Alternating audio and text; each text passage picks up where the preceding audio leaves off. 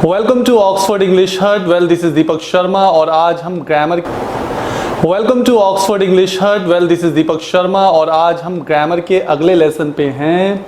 और उस लेसन को शुरू करने से पहले गाइस मैं आपसे थोड़ी देर बातचीत करूंगा। अब तक की जो क्लासेस हमने ले ली हैं उनके बारे में भी बातचीत करूंगा। जो प्रीवियस चैप्टर था हमारा एडजेक्टिव का, जो आपने लास्ट टाइम लिया था, कंपैरिजन ऑफ एडजेक्टिव्स का चैप्टर, उसमें आपने पॉजिटिव, कंपैरेटिव और सुपरलेटिव डिग्री को कैसे बनाते हैं उस फॉर्मेशन को भी सीखा था। गाइस अब हम कोर्स को लेते लेते इस जगह आ गए हैं जहां पर हमें चीज़ों को थोड़ा और गहराई से एनालाइज करना होगा।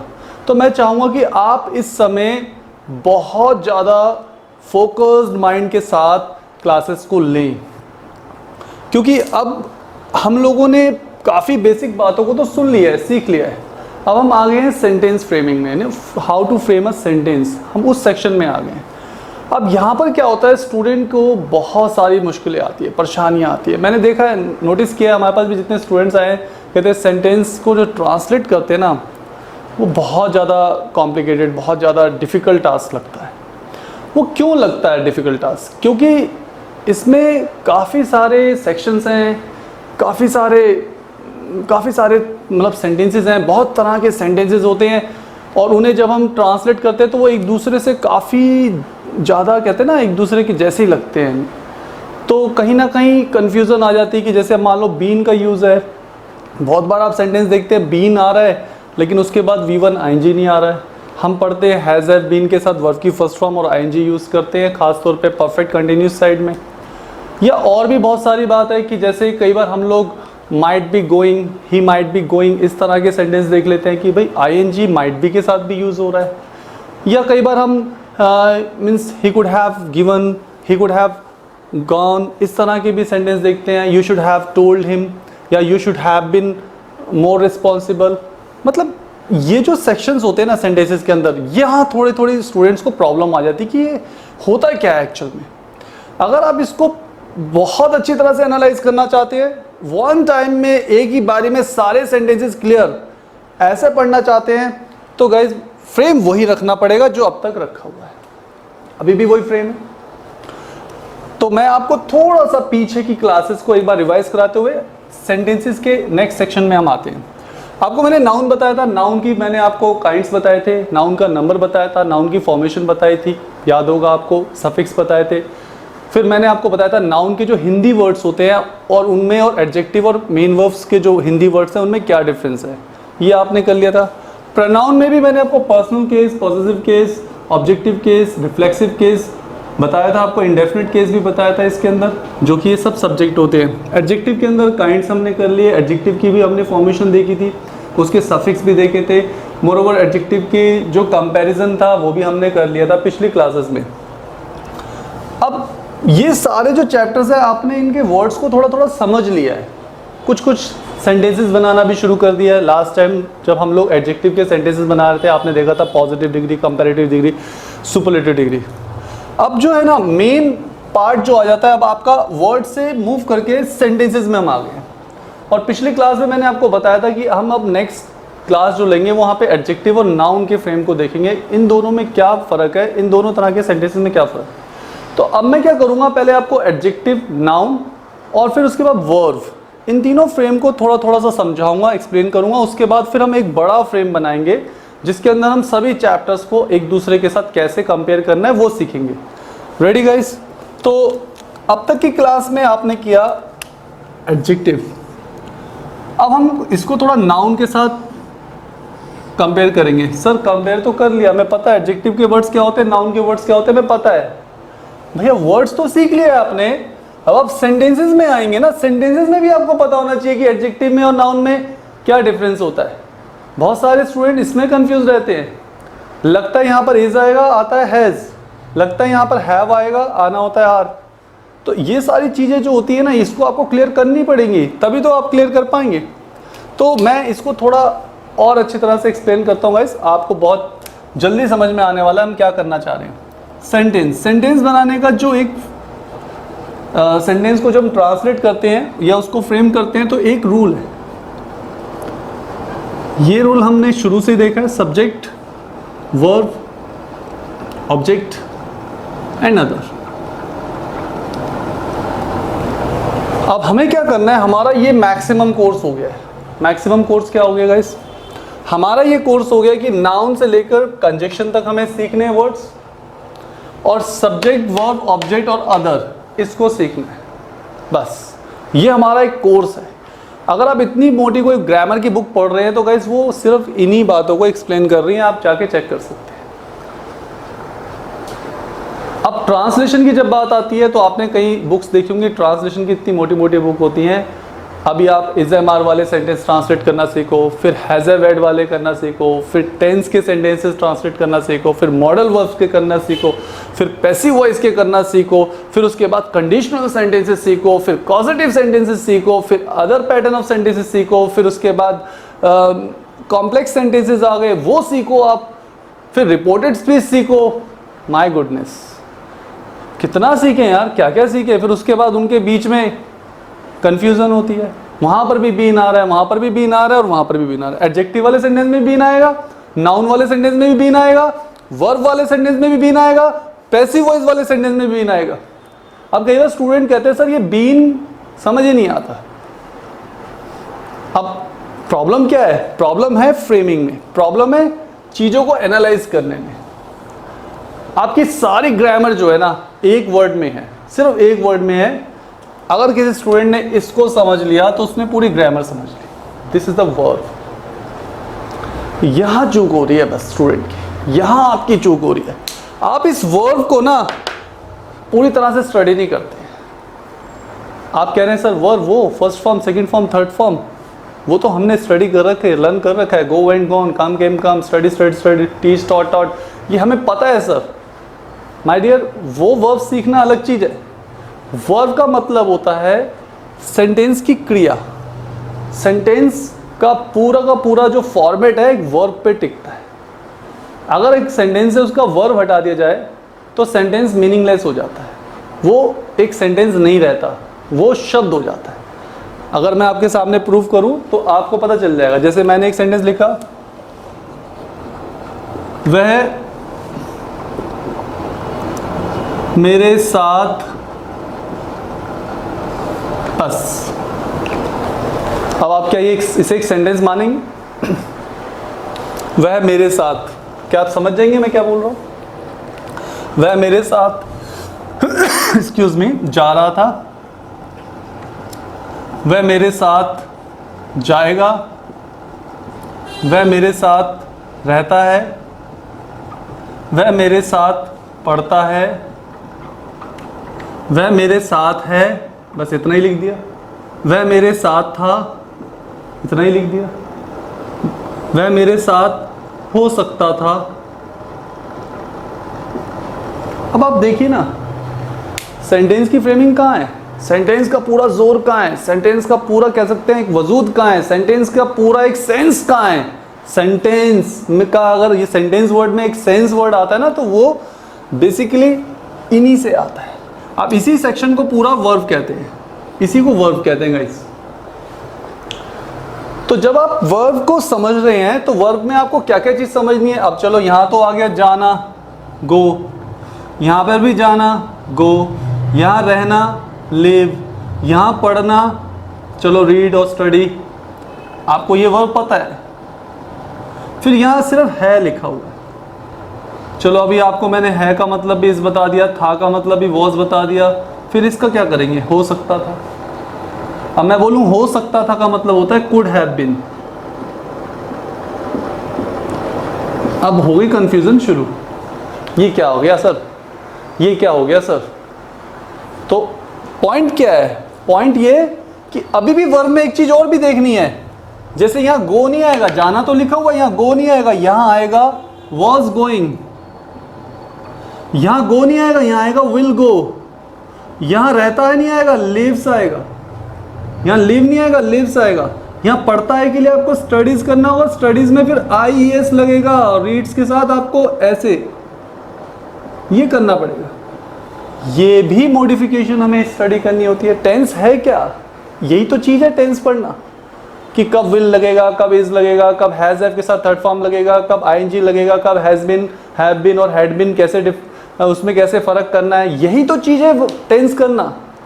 तो अभी मैं आपसे बातचीत कर रहा हूँ, मैं आपके ना थोड़े माइंड को प्रिपेयर कर रहा हूँ आने वाले फ्रेम के लिए। हमारा जो आने वाला फ्रेम है, आई एम श्योर अगर उसको आप स्टेप बाय स्टेप सीखते हैं तो एक ही शॉट में, एक ही बारी में आप पूरे सेंटेंसेस जो हैं एक साथ समझ सकते हैं। ये हमने खुद एनालाइज किया है, हमारे स्टूडेंट्स ने किया है। हालांकि ये एक प्रोग्राम है, इस प्रोग्राम में हम सभी तरह के सेंटेंसेस ले आते हैं जो एजर्टिव होते हैं।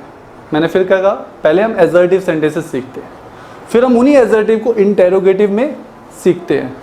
तो ये हमारा एक प्रोग्राम एजर्टिव फॉर्म में जाएगा, एक प्रोग्राम हमारा इंटेरोगेटिव फॉर्म में जाएगा। देन फिर हमारे जो और पैटर्न ऑफ सेंटेंसेस बचे थे, याद होगा पीछे मैंने जब क्लास ली थी, एजर्टिव, इंटेरोगेटिव, इम्पेरेटिव, ऑप्टेटिव और फिर एक्सप्रेशन बेस। तो हम क्या करेंगे, अभी एजर्टिव और एक्सप्रेशन बेस को एक साथ ले लेंगे, दोनों को ले लेंगे, एजर्टिव और एक्सप्रेशन बेस। तो वो कैसे स्ट्रक्चर बनेगा वो हम देखते हैं। फिर हम उसके बाद देखेंगे एडजेक्टिव और नाउन के सेंटेंसेस में कैसे हमें डिफरेंस करना है। रेडी गाइस, चलिए हम देखते हैं क्या करना है हमें। तो मैंने आपको बोला सारा जोर वर्ब में है। वर्ब क्या है, वर्ब पूरी ग्रामर है। अब देखिए बाकी सेंटेंस सेम होता है, वह मेरे साथ, ये तो 3 शब्द सेम थे, यही चेंजेस ला रहे हैं। तो जो चेंजेस ला रहे हैं उसी सेक्शंस को वर्ब में हम लोग समझते हैं। क्रिया क्या हुई, क्रिया क्या हुई, कौन सी क्रिया हुई, किस फॉर्म में हुई। पहले बात क्रिया क्या हुई, फिर वो किस फॉर्म में हुई, फिर वो किस काल में हुई। ये सेंस जो होते हैं ये वर्ब के सेंस में हम सीखते हैं। थोड़ा इसको और एक्सप्लेन करते हैं गाइस।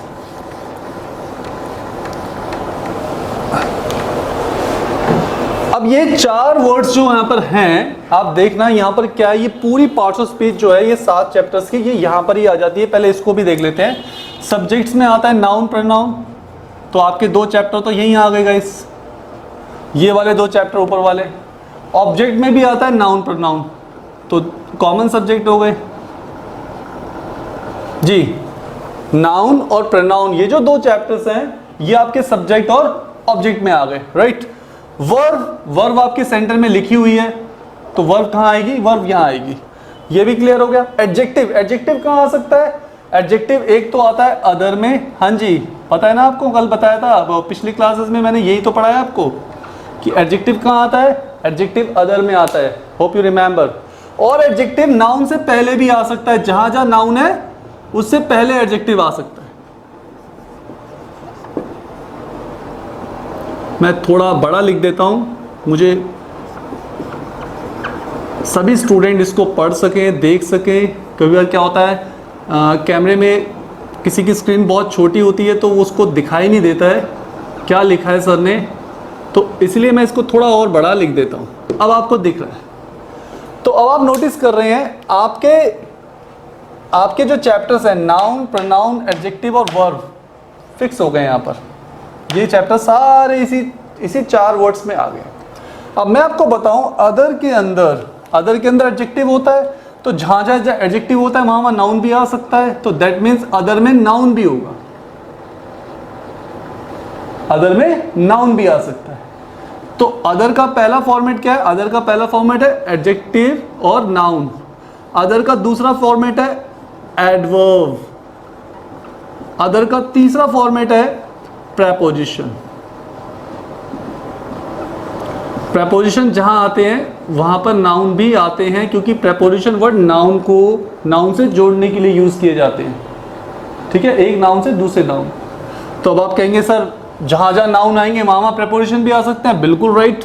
यहां नाउन है तो यहां पर भी प्रेपोजिशन आ सकता है। सर शुरू में भी आ सकता है, फिर नाउन यहां पे लिखा हुआ है, जी बिल्कुल आ सकता है प्रेपोजिशन, यहां पर भी शुरू में भी आ सकता है। अब आप नोटिस करेंगे आपकी पूरी पार्ट्स ऑफ स्पीच के जो 7 चैप्टर्स हैं, 7 में से 6 चैप्टर्स यहां आ चुके हैं, ठीक है। और एडवर्ब का जो चैप्टर है आपने कल देखा होगा, मैंने कुछ पिछली क्लास में, पिछले वीडियोस में जब मैंने आपको एडजेक्टिव के साथ एडजेक्टिव को मॉडिफाई करने वाले वर्ड सिखाए थे, याद होगा, very word, quite word, do you remember, very, quite, rather, हाँ जी, मच, लिटिल, याद है आपको वर्ड्स, वो भी एडवर्ब के वर्ड्स हैं। यानी एडवर्ब एडजेक्टिव से पहले आ सकता है एडवर्ब वर्ब के बाद आ सकता है, एडवर्ब सब्जेक्ट और वर्ब के बीच में भी आ सकता है। तो एडवर्ब की प्लेसमेंट को आप सेपरेटली सीखेंगे। तो अब देखा ना आपने, ये जितने भी 7 चैप्टर्स के वर्ड्स हैं ये इस तरह से प्लेस हो जाते हैं। अब जैसा सेंटेंस होगा वैसे आएंगे, जरूरी नहीं है हर बार प्रेपोजिशन शुरू में आए। अगर सब्जेक्ट में सब्जेक्ट बहुत बड़ा है, वहाँ एडजेक्टिव भी है, नाउन भी है, प्रेपोजिशन भी है। जैसे मैंने एक सेंटेंस लिखा, हमारे देश में सभी शहरों, हमारे देश में सभी राज्यों लिख देते हैं, सभी राज्यों की सरकारें। अब देखो, हमारे देश में सभी राज्यों की सरकारें शिक्षा के प्रति अपना सहयोग दे रही हैं। मान लो ये सेंटेंस है, हमारे देश में सभी राज्यों की सरकारें शिक्षा के प्रति अपना सहयोग दे रही है। अब हम वो सेंटेंस नहीं बना रहे हैं, राज बाजार जा रहा है, सीता खाना खा रही है, ये सेंटेंसेस नहीं होते गाइस। सेंटेंस ये होता है। अब देखो आपके पास ये सब्जेक्ट हो जाएगा, ये पूरा सेक्शन सब्जेक्ट का हो जाएगा। सब्जेक्ट यानी ये वर्ड, ये शुरू में आपको ट्रांसलेट करना है। अब आप सब्जेक्ट में देखें क्या क्या है। सब्जेक्ट में ये सरकारें क्या है, नाउन, राज्य क्या है, नाउन, देश क्या है, नाउन। देख रहे हैं आप गाइस, नाउन आ गए, 3 नाउन है, नाम है ना, नाम मतलब नाउन। अब ये जो नाउन से नाउन को जो जोड़ रहा है वर्ड, ये देखो, ये है प्रेपोजिशन। आप समझ में आया आपको,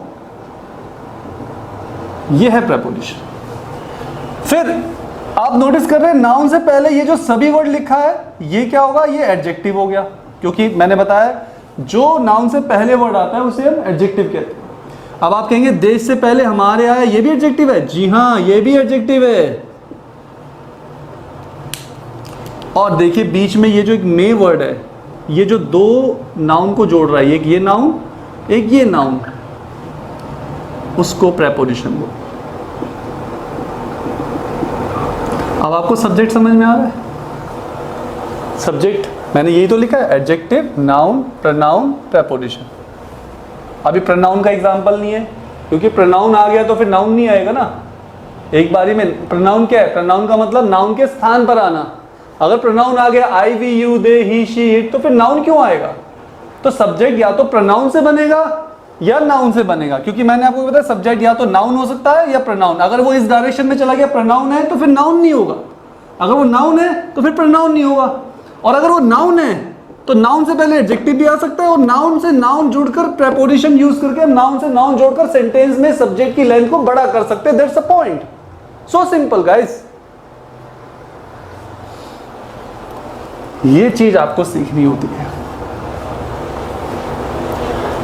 तो आपने सब्जेक्ट सीखा, फिर आपने वर्ब के फ्रेम में क्या सीखा, सेंटेंस के लास्ट में जैसी वर्ब है, ता है, रहा है, चुका है, पास्ट है, प्रेजेंट है, फ्यूचर है, एक्सप्रेशंस है, एडवाइस है, पॉसिबिलिटी है, जो भी सेक्शंस हैं वो आपको लास्ट में जाके देखना होता है वर्ब में। तो इसीलिए कहीं ना कहीं ट्रांसलेशन करना थोड़ा मुश्किल हो जाता है, क्योंकि स्टूडेंट डिसिप्लिन में चीज़ों को नहीं समझ पाता है। स्टूडेंट क्या करता है, एक एक चैप्टर सीखता है।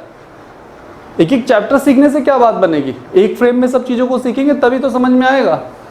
अब आपके पास एक फ्रेम आ गया कि ये है, अब यही फ्रेम उठाकर हम चाहें तो ऑब्जेक्ट में भी ले जा सकते हैं, यही फ्रेम हम सब्जेक्ट में भी ला सकते हैं। तो ऑब्जेक्ट का और सब्जेक्ट का फ्रेम सेम हो गया। देखो जो सब्जेक्ट में है वही ऑब्जेक्ट में है। आप देख रहे हैं, इसको समझना होता है। एक सब्जेक्ट का फ्रेम, एक ऑब्जेक्ट का फ्रेम और एक वर्ब का फ्रेम। वर्ब पूरी ग्रामर है, सब्जेक्ट आपका इस तरह से चलता है, ऑब्जेक्ट भी आपका इस तरह से चलता है। जब आप ये 3 टुकड़ों को अरेंज करते हैं तब आपका सब्जेक्ट, वर्ब और ऑब्जेक्ट क्लियर हो जाता है। नेक्स्ट मतलब उस सेंटेंस की लेंथ को अभी और भी बड़ा कर सकते हैं अगर आप और प्रेपोजिशन, नाउन, अदर में ऐड कर दे तो इस तरह से सेंटेंस की लेंथ बड़ी होती है। ये गाइस हमारा एडवांस सेक्शन होगा, अभी नहीं सीख रहे, अभी बेसिक पढ़ रहे हैं। लेकिन कहते हैं ना, आने वाली चीज़ों को भी देख लेना चाहिए, हमें कहाँ तक जाना है, हमारी रेंज कहाँ तक है। हमें वो भी समझना चाहिए। तो अब आपको क्या सीखना होगा, अब आपको ये चीज़ें भी सीखनी है, आपको वर्ब भी सीखना है, और आपको मोरोवर इन 7 चैप्टर्स को देखना है ये एक्चुअल में हम सीख क्यों रहे हैं। फिर वही बात आ गई, क्यों सीख रहे हैं। अगर मैंने एक भी चैप्टर नहीं सीखा तो मुझे कहीं ना कहीं प्रॉब्लम आ ही जाएगी, दैट्स द रीज़न, मैं इसलिए इसको सीख रहा हूँ। तो वर्ब ही सेंटेंस में जाएंगे, सॉरी वर्ड्स, ये जो वर्ड्स है यही सेंटेंसेस में जाएंगे, और यही सेंटेंसेस में कैसे प्लेस होंगे ये हमें देखना है, दैट्स द पॉइंट। अब मैं आपको दूसरा फ्रेम सिखाता हूँ। ये सब्जेक्ट का हो गया, ये ऑब्जेक्ट का हो गया। अगर आप इसे ट्रांसलेट करना चाहें गाइस तो बहुत सिंपल भी है, ऐसा नहीं कि बहुत मुश्किल है। इसको हम सिखाएंगे आपको, इतने बड़े चुटकियों में ट्रांसलेट कर सकते हैं। ट्रांसलेशन का प्रोसेस क्या होता है, ट्रांसलेशन का प्रोसेस हमारे देश से सेंटेंस शुरू नहीं करना है आपको सरकारें से शुरू करना है, यानी the government, all the governments, you know the governments, plural है तो the governments of all the states in our country. इस तरह से आपको पीछे से आगे आना होता है, वो हम आने वाली क्लासेस में देखेंगे। बहुत सिंपल है, बहुत छोटा सा पैटर्न है, ये बहुत छोटी सी बात है, बहुत इजीली आप समझ जाएंगे। लेकिन this is not our chapter today, हमारा चैप्टर अभी ये नहीं है, लेकिन मैं फिर भी आपको थोड़ा फ्रेम समझा रहा था क्या आने वाले समय में होगा। अब हम जो पढ़ रहे हैं वो क्या पढ़ना है हमें ये करना बड़ा आसान है, सब्जेक्ट ऑब्जेक्ट करना बहुत आसान है, ये सीखना सबसे ज़्यादा ज़रूरी है, वर्ब। तो आपको ये 7 चैप्टर्स पता चल गए? नहीं सर, एक चैप्टर पता नहीं चला अभी तक, आपने बताया नहीं, कंजक्शन, ये तो बताया ही नहीं। माय डियर, कंजक्शन चैप्टर जो होता है, ये चैप्टर बेसिकली एक सेंटेंस जब आप पूरा बना लेंगे ना, उसके बाद किसी एक और सेंटेंस को उसके साथ जोड़ना होगा, तो कंजक्शन चैप्टर के वर्ड से जोड़े जाते हैं। कैसे, मैं बताता हूँ। देखिए, एक नाउन है, नाउन के साथ आप क्या जोड़ सकते हैं, एडजेक्टिव। अभी सीखा हमने, एडजेक्टिव नाउन से पहले आ सकता है। फिर एक नाउन को एक नाउन से जोड़ना हो, भले उससे पहले एडजेक्टिव भी हो या ना भी हो, डजंट मैटर। एक नाउन को नाउन से जोड़ना हो, ऐसे हो, तो वो जोड़ने वाला वर्ड जो होगा उसे हम बोलेंगे प्रेपोजिशन। प्रेपोजिशन यानी ये वाला वर्ड, प्रेपोजिशन। तो एक ये सेक्शन है, this is the first point. Second point ये आपको समझना होता है। थर्ड पॉइंट यानी जब आप पूरा एक सेंटेंस बना लें, एक सेंटेंस, एक स्टेटमेंट, एक क्लोज होता है ना, क्लोज यानी सेंटेंस, एक सेंटेंस को दूसरे सेंटेंस से जो जोड़ता है, एक पूरे वाक्य को दूसरे वाक्य से जो जोड़ता है, उस वर्ड को हम बोलेंगे कंजक्शन। तो अभी मैंने कंजक्शन क्यों नहीं पढ़ाया, आप बताइए। अभी पहले एक सेंटेंस तो पूरा बनाना सीख जाइए, जब आप पूरा एक सेंटेंस बनाना सीख जाएंगे तब वो कंजक्शन का चैप्टर आएगा। वो चैप्टर लास्ट में इसीलिए पढ़ाया जाता है गाइस, क्योंकि जब तक आप पूरा एक सेंटेंस ना समझ जाए तब तक वो चैप्टर पढ़ने से कोई फ़ायदा नहीं है, राइट गाइस। तो इसीलिए अभी ये चैप्टर जो है, कंजक्शन का चैप्टर अभी हमारा पेंडिंग है। लेकिन हमारे ये 6 चैप्टर्स जो है वो एक्टिवेट हो जाएंगे बहुत जल्दी, जिसमें से 4 तो एक्टिवेट हो ही चुके हैं। आई थिंक एडवर्ब भी कल पिछली क्लास में आपने देखा था कि ये भी एक्टिवेट हो चुका था, एडवर्ब भी। और प्रेपोजिशन भी मैं बहुत जल्दी, जब सेंटेंस फ्रेमिंग में आएंगे, मैं प्रेपोजिशन को भी एक्टिवेट कर दूंगा। तो हम इन सभी चैप्टर्स को एक साथ पढ़ेंगे। तो ये चीज़ है। अब हम क्या सीखेंगे, अब हम सीखते हैं वर्ब का सेक्शन पूरा। फिर उसके बाद गाइस जो क्लास होगी वो होगी उसी के अकॉर्डिंगली, जैसे जैसे हमारी रिक्वायरमेंट होगी। मैं थोड़ा और इधर कर दूं इसको, अभी टॉपिक्स तो आएगा नहीं, तो सेंटेंसेस पे ध्यान देते हैं। सेंटेंसेस, अब सेंटेंसेस जब हम बनाते हैं या सेंटेंसेस जब हम फ्रेम करते हैं, तो मैंने अभी बताया इसका एक ये रूल होता है, subject, verb, object and other. अब आपकी पूरी ग्रामर जो है वो यहाँ है, इस वर्ड में। वर्ब कैसे होती है मैं आपको बताता हूँ। इस वर्ब के सेक्शन में 3 पार्ट्स होते हैं। देखिए यहाँ पे ध्यान से देखिएगा, जहां से आपको गड़बड़ हुई वो आपको अपने आप एरिया पता चल जाएगा। There are 3 parts. और जैसे मैंने बोला, एक पार्ट है आपका बी का, एक पार्ट है आपका हैव का, एक पार्ट है आपका वर्ब का। अदर वर्ब्स मतलब बी और हैव के अलावा जो अदर वर्ब्स बची है वो वर्ब्स। ठीक है, ये 3 पार्ट्स हो। अब बी यानी एक वर्ड है, एक वर्ब है जिसका मतलब होता है होना, और हैव मतलब पास होना यानी रखना, और वर्ब मतलब जो वर्ब होगी, जैसे मान लो मैंने वर्ब बोली गो, तो इसका मतलब क्या होता है जाना। टीच, तो इसका मतलब क्या होगा पढ़ाना। डू का मतलब करना। प्ले का मतलब खेलना। ये वर्ब्स होंगे, एक्शन वर्ब्स। अब क्या होता है गाइस, जब आप क्लास लेते हैं, ट्रांसलेशन करना सीखते हैं, तो आप इस सेक्शन के क्या सीख लेते हैं, इज एम आर। इसमें आप सीख लेते हैं is am are, use of is am are, was were. इस सेक्शन में आप क्या सीख लेते हैं, हैज हैव हैड। ये आपकी मैं जो स्टोरी बता रहा हूँ, जो आप सीखते हैं, जहाँ मोस्ट ऑफ द इंस्टीट्यूट्स और जो स्टडी सेंटर्स हैं वहाँ पर इंग्लिश जो पढ़ाई जाती है, ट्रांसलेशन कराना सिखाया जाता है, या किसी को इंग्लिश लैंग्वेज की क्लासेस दी जाती है, तो वो क्या करते हैं, वो इस सेक्शन को पढ़ाते हैं। Is am are, was were के सेंटेंस बनाओ पहले, फिर हैज हैव हैड के बनाओ, फिर वर्ब में आके वो क्या कराते हैं, वर्ब में आके वो आपको कराते हैं टेंस का चैप्टर कराते हैं, जहाँ हर एक टेंस के सेंटेंसेस में आपको पता है वर्ब आती है। Present, past, future, indefinite, continuous, perfect continuous, आप देखना सब के अंदर वर्ब्स आती हैं। वर्ब्स की अलग अलग फॉर्मेशंस होती है, V1 ES, V1, V2, V3, V1 ING, वो सारे सेक्शन टेंस में आते हैं। फिर आपको नेक्स्ट चैप्टर इसी में मॉडल ऐड करके दे देते हैं। फिर इसी में वो एक और चैप्टर देते हैं voice, passive voice. Maximum institutes में जो है जो कोर्स है वो इसी सेक्शन से चलता है। फिर आपको रिपोर्टेड स्पीच करा देते हैं, या और बीच बीच में छोटे मोटे जो चैप्टर्स होते हैं, जैसे आर्टिकल्स करा दिया, या एंटोनियम्स, सिनोनियम्स, इस तरह के वर्ड्स करा के आपका कोर्स कवर हो जाता है कि हाँ जी हो गया। अब आपने क्या करा, आपने ये इंफॉर्मेशन लेकर अपने सेंटेंसेस को बनाना शुरू किया, ट्रांसलेशन किया, वो भी छोटे छोटे सेंटेंसेस बनाए। राम, सुनील, अजय, विनोद, सीता, रावण, इस तरह के वर्ड्स आ गए। ना तो बड़े बड़े सब्जेक्ट थे, ना बड़े बड़े ऑब्जेक्ट थे, और ना ही एक्शन वर्ब्स में यानी वर्ब के सेक्शन में इससे ज़्यादा कोई इंफॉर्मेशन थी। ये प्रॉब्लम हो गई। इस वजह से क्या हुआ, आपका बेस जो है वो उतना स्ट्रांग नहीं हुआ। प्रैक्टिकल ये नहीं है गाइस, मैं ये नहीं कह रहा हूँ प्रैक्टिकल ये बिल्कुल नहीं है, लेकिन प्रैक्टिकल में इसके अलावा और भी बहुत कुछ है, वो चीज़ आपकी मिसिंग हो गई। अब हम उसको कैसे देखते हैं, ध्यान से देखिएगा। अब इसमें क्या चीज़ें ऐड होंगी, देखो।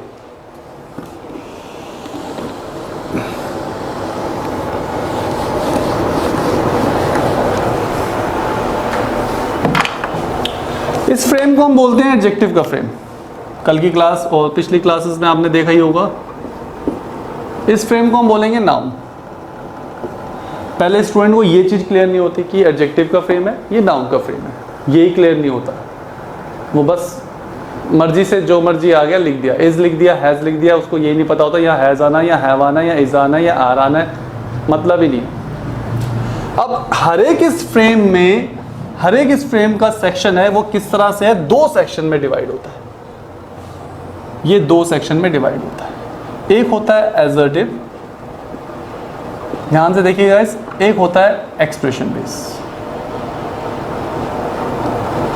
ये 2 सेक्शन में होगा। इसको भी एसर्टिव और एक्सप्रेशन, इसको भी देखेंगे तो सभी कोई फर्क नहीं है, एसर्टिव और एक्सप्रेशन। अब मैं इसी फ्रेम में आपको बताऊं आप कहाँ थे। आपने अगर सीखा is am are, was were, तो आपने क्या सीखा, एसर्टिव फ्रेम। एक्सप्रेशन करा ही नहीं। यहां पर आपने सीखा has have had, expression frame करा ही नहीं। यहां आपने सीखा टेंस, एक्सप्रेशन फ्रेम आपने करा, वो था मॉडल्स। अब आप समझ में आ गया आपको क्या गलती हुई, कहाँ कमी हुई, आप क्लियर हो रहा है? वहां तो हमने सीख लिया, वर्ब के फॉर्मेट में तो टेंस और मॉडल सीख लिया, लेकिन हैव के फॉर्मेट में नहीं सीखा और बी के फॉर्मेट में ये नहीं सीखा। क्यों नहीं सीखा? क्योंकि वहां तक रेंज नहीं पहुंची आपकी। हो सकता है आपने नहीं सीखा, या ये भी हो सकता है आपको कोई वहां तक सिखाने के लिए लेके ही नहीं गया। That's the point. या हो सकता है किसी बुक में आपने पढ़ा भी हो तो आप उसे समझ ना पाए, या बहुत सी किताबें बनती नहीं है इस तरह से। जानते क्यों? क्योंकि अगर वो किताब इन सब चीज़ों को साथ में सारा एक्सप्लेन करेगी ना, इतनी मोटी वो बुक बन जाएगी फिर। क्योंकि जो चीज़ ओरली या बोर्ड पे या प्रेजेंटेशन के थ्रू एक्सप्लेन होती है, वो अगर आप प्रिंट करवाएंगे ना तो वो बहुत मोटी बुक बन जाएगी। उस बुक को देख के ही स्टूडेंट डर जाएगा, कहेगा मुझे ना तो कोर्स करना है ना मुझे बुक खरीदनी है। इसीलिए जो बुक्स बनती हैं वो बहुत पतली बनती है और बहुत यूजफुल इंफॉर्मेशन, बहुत जनरल इंफॉर्मेशन के लिए आपकी हेल्प कर पाती है। आपको किसी न किसी टीचर के साथ, किसी न किसी ट्यूटर के साथ, किसी न किसी एक्सपीरियंस पर्सन के साथ आपको रहना ही पड़ता है और चीज़ों को सीखना पड़ता है। ठीक है, अब हमें क्या करना है? हमें ये साइड भी सीखनी है जो आपने नहीं करी। अभी देखिए, अभी आपने ये तो कर लिया, लेकिन इसमें भी कई चीज़ें आपकी इनकम्प्लीट है, मैं ये भी बताऊंगा। क्या? एसर्टिव फ्रेम, मैं इसे मिटो से रब कर देते हैं। अब आपको थोड़ा थोड़ा समझ में भी आएगा इस पूरे फ्रेम को एक साथ। अब एसर्टिव फ्रेम में भी दो बेस होते हैं, अलग मार्क कर लूँ ताकि आपको अच्छा से एक पिक्चर मिले। ध्यान से देखिए, एक होता है प्रेजेंट, एक होता है पास्ट। आप कहेंगे सर तीन होते हैं, फ्यूचर भी होता है। I am sorry guys, future नहीं होता, वो हम प्रूव करेंगे। अगर आप इतना कॉम्प्लिकेटेड बना देंगे तो चीज़ें और मुश्किल हो जाएगी। सिर्फ आप दो फ्रेम ध्यान रखिए, प्रेजेंट पास्ट। मैं देखो अभी दो के सेक्शन में आपको लेके चलो। एक्सप्रेशन बेस में भी दो फ्रेम होते हैं, एक होता है प्रेजेंट, एक होता है पास्ट। इसमें भी आपके दो फ्रेम होते हैं, एक होता है प्रेजेंट, एक होता है पास्ट। आपको मालूम है ना, प्रेजेंट पास्ट। इसमें भी दो फ्रेम होते हैं, एक होता है प्रेजेंट, एक होता है पास्ट। ये बेस होते हैं, present base, past base. Tense में भी आपके दो फ्रेम होते हैं मेनली, एक प्रेजेंट और एक पास्ट। और जब आप यहाँ फ्यूचर ले लेते हैं ना एक फ्रेम, और जैसे टेंस का चैप्टर पढ़ते हैं, एसर्टिव क्या है? टेंस। एसर्टिव का मतलब टेंस हो गया, बात बता। टेंस के सब सेंटेंसेस में कोई बात बताई जाती है इसीलिए उसको एसर्टिव सेंटेंसेस कहा। एसर्टिव और इंटेरोगेटिव सेंटेंसेस टेंस से हम बनाते हैं। अब वहां पर आप प्रेजेंट, पास्ट और फ्यूचर तीन फ्रेम सीखते हैं। प्रेजेंट, पास्ट और फ्यूचर, आपको पता है तीन फ्रेम होते हैं टेंस में। लेकिन अगर आप इसको दो फ्रेम में ही रखेंगे तो भी चीज़ें वैसी की वैसी होंगी, फर्क नहीं आएगा। फ्यूचर भी आ जाएगा, देखना कैसे आएगा वो मैं आपको बताऊंगा। इसमें आपका प्रेजेंट और इसमें आपका पास्ट। तो स्टूडेंट का एक व्यू बन जाता है। जैसे अब एक व्यू बन गया हमारा कि मुझे करना क्या है यार। मुझे एसर्टिव एक्सप्रेशन में पहले हमें करना क्या है? हमें शुरुआत से देखो, अगर हम चले तो ये हमारे स्टेप हो गए 1 2 3 1 2 3। We have 3 steps to study about all the chapters. तो इसको हम कैसे करेंगे? हम बहुत सिंपली जाएंगे। सबसे पहले हम देखेंगे पहला स्टेप क्या है। पहला स्टेप मैं इधर लिख दूं, अलग मार्कर से लिखता हूं। पहला स्टेप है हमारा भाई, बी, हैव और वर्ब, इन तीनों में क्या अंतर होता है ये देखिए। सबसे पहली लर्निंग ये होगी कि नाउन और एडजेक्टिव में और वर्ब में डिफरेंस क्या है भाई। ये क्यों सीखना है, ये पहला चैप्टर होगा। दूसरा, एसर्टिव और एक्सप्रेशन किसे कहते हैं और उनके अंदर क्या क्या होता है, ये दूसरा चैप्टर होगा। फिर तीसरा, प्रेजेंट में और पास्ट बेस में क्या क्या फॉर्मेशन है इनकी, वो तीसरा चैप्टर। फिर हम क्या करेंगे, इसका एक सर्कल बना देंगे पूरा। सर्कल मतलब इस तरह से देखिए,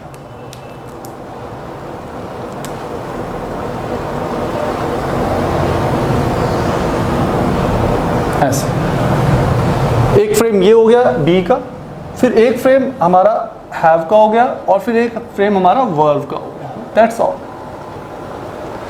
अब गाइस देखो क्या होता है, चीज़ें और कॉम्प्लिकेटेड होती है। कई बार टीचर आपको यहाँ तक लेकर आ जाते हैं, लेकिन इसके आगे की चीज़ें काफ़ी हद तक कई टीचर्स को भी डाउटफुल करती है कि कैसे क्लियर करेंगे।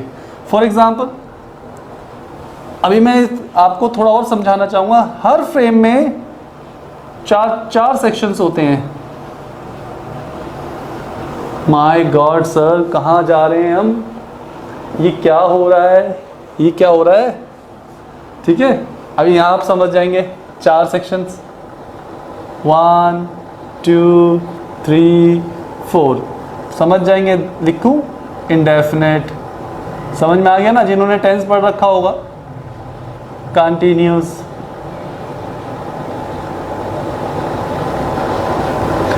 परफेक्ट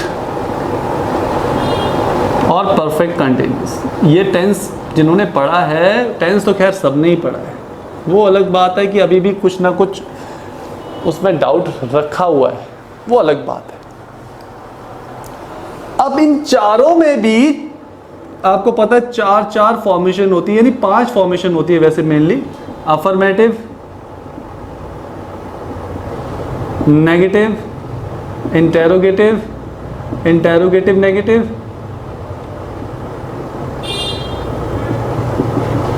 और WH family word. WH family मतलब जो वर्ड W और S से शुरू होते हैं। अब मैंने आपको दिखाया क्या कितने स्टेप्स हो जाएंगे अगर आप इसको कैलकुलेट करें ना, इस मैट्रिक को, तो आप खुद गिनेंगे तो इतने सारे सेंटेंसेस हो जाएंगे अपने आप कि ये कितनी मोटी बुक बन जाएगी। और उस बुक का नाम होगा translation, Hindi to English, all types of sentences, all types of sentences. But for your information guys, ये सारा सेक्शन एसर्टिव और एक्सप्रेशन बेस के लिए। अभी हमारे पास इंपेरेटिव चैप्टर बचता है। इंपेरेटिव के सेंटेंसेस अलग हैं, उन्हें अलग से समझना होता है, वहाँ यूज़ ऑफ लेट को भी सीखना होता है। फॉर योर इन्फॉर्मेशन गाइज, अभी हमने सब्जेक्ट में जो सीखा ना, वहाँ पर हमें यूज़ ऑफ इट और देयर भी सीखना होगा।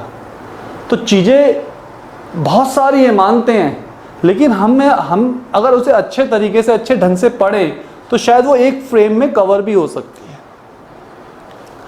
I hope you could understand my point. अब हमने पिछली क्लास में क्या पढ़ा, अगर आपको ध्यान हो, मैं अब इसी में थोड़ा एक्सप्लेन करूंगा तो आपको अपने आप थोड़ा थोड़ा समझ में आने लग जाएगा। हमने पिछली क्लास में क्या पढ़ा था?